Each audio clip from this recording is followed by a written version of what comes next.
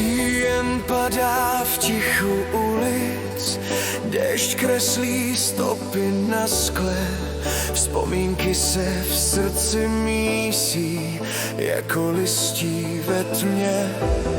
Vítr zpívá píseň hořkou, nesenou přes chladný stín. Barvy hoří, zhasnou rychle, v duši zůstává klín. Říjen hoří v nás, plamen nikdy nezhasíná. Zbor hlasů zpívá dál, v melancholii síla spí.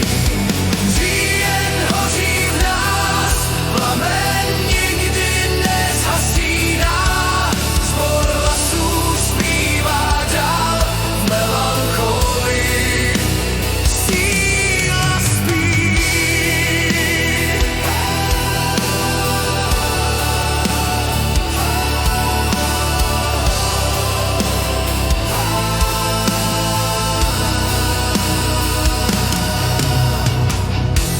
Cesty prázdné, kroky těžké, měsíc klesá nad obzor. Noc je hluboká a něžná, nese další rozhovor. Čas se tříští jako sklo, každý den má svoji tvář. Přesto v srdci světlo plá, v hloubce cítíš jeho zář. Říjen hoří v nás, plamen nikdy nezhasíná. Zbor hlasů zpívá dál, v melancholii síla spí. Říjen hoří v nás, plamen nikdy nezhasíná.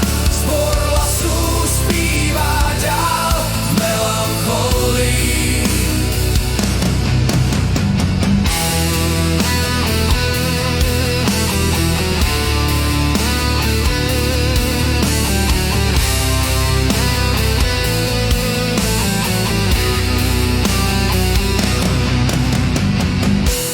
Říjen píše vlastní báseň na pergamen rudých stromů.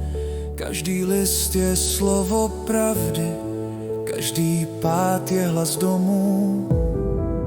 V tichu roste nové ráno, stín se mění v jiskření. Vše, co padlo v